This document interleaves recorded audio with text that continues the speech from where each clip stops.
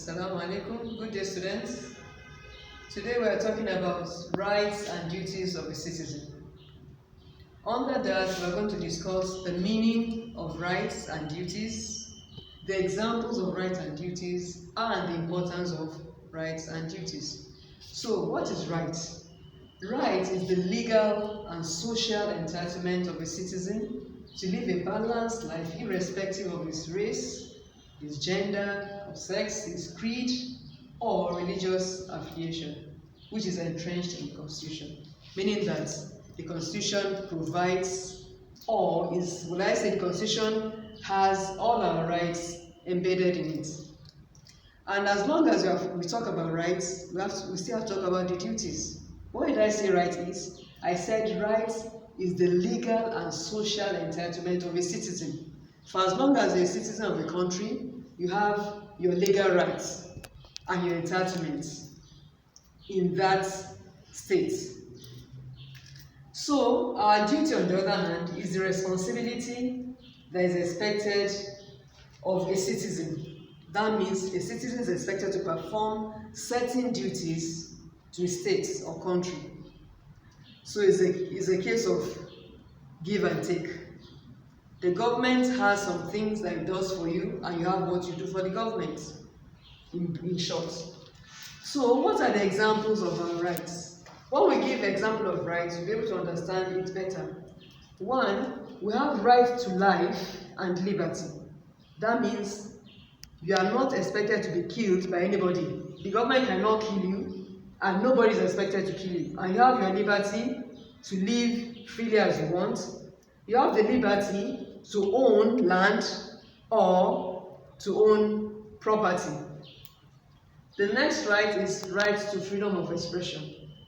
You are free to express yourself in the way you feel deemed fit, but provided you don't provoke the next person. So please be mindful of the way you express yourself. You can express yourself verbally. You can express yourself with work of art. You can express yourself by drama or illustration. So there are different ways in which you can express yourself. And there's also freedom of speech. Freedom of speech means you can say what you want. Yes. The fourth one is freedom from slavery. Nobody is expected to keep you as a slave. Everybody has a right to dignity of life. Then right to education and work. Every child is expected to go to school. And once you are done, or once you have learnt a trade, you have the freedom to start working. You can start working for yourself or for government. You can be self-employed or employed by the government. Examples of duties. As a citizen, you're expected to give something back to the society, such as one, obedience to the law. You have to obey the law of the land in which you live. For example, I live in Nigeria, you have to obey the Constitution. Then payment of taxes. When you pay your tax, you are helping to develop your society. Because most times, when this tax is collected from people, they are used to provide infrastructure for the citizenry. Protection of public property. Yes. For as long as the government provides certain facilities for you, you're expected to make sure they're in good condition. You don't destroy them. For example, the government builds a school in which there are furniture as usual. In a normal class, there'll be furniture, there'll be chairs, there'll be blackboard and that. You are not expected as a citizen to go and destroy the chairs in the classroom, or you destroy the whiteboard in the class. Or maybe the government has put up a traffic light. You are not expected to go and destroy the traffic light. That traffic light is supposed to ease the movement of vehicle on the road. So by destroying that traffic light, you are destroying public property. Because that traffic light does not belong to only you, it's for the whole citizenry. Rendering national service. As a citizen, you're expected to do some service for the country. Example of such service can be in the time of election, you can enroll to be an electoral officer or official. In the time of population census, that means counting the number of people in a particular country, you can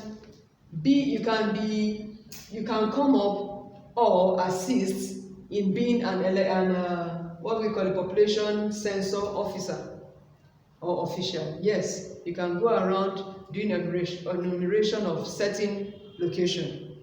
Yes. The fifth one, respect for national symbols. As citizens, we are expected to respect national symbols. And you know we have a number of national symbols. Our flag is a national symbol. Our pledge, our anthem are all parts of national symbol. A way in which you can respect national symbol, for example, the national anthem. When the national anthem is being recited, we are expected to stand at attention because of the respect we have for the national anthem. We're not supposed to move when we hear the national anthem.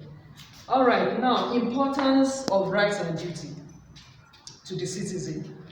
What is the importance of rights and duty to the citizen? Number one, it creates peaceful coexistence. For as long as citizens obey or respect each other, as long as citizens respect themselves, if you respect your neighbor, by so doing you are promoting love between yourselves.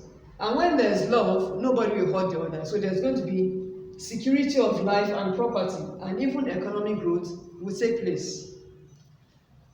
The second one is due process. Another importance of rights and duty is it encourages due process.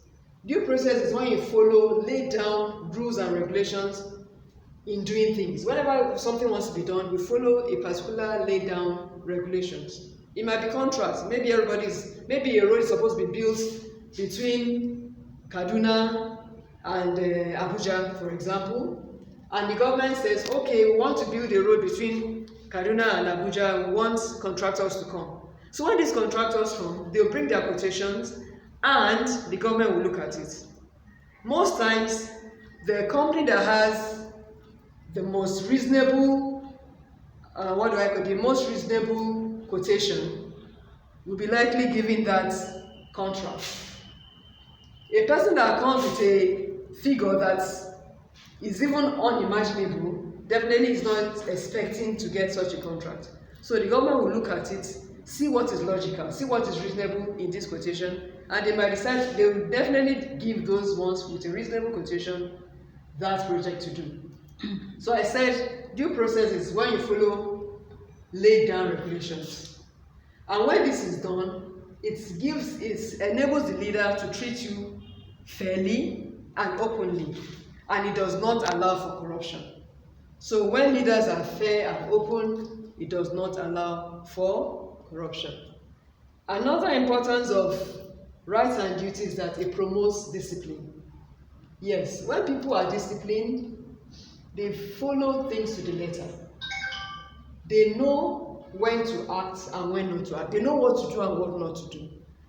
They know how to behave properly in the society.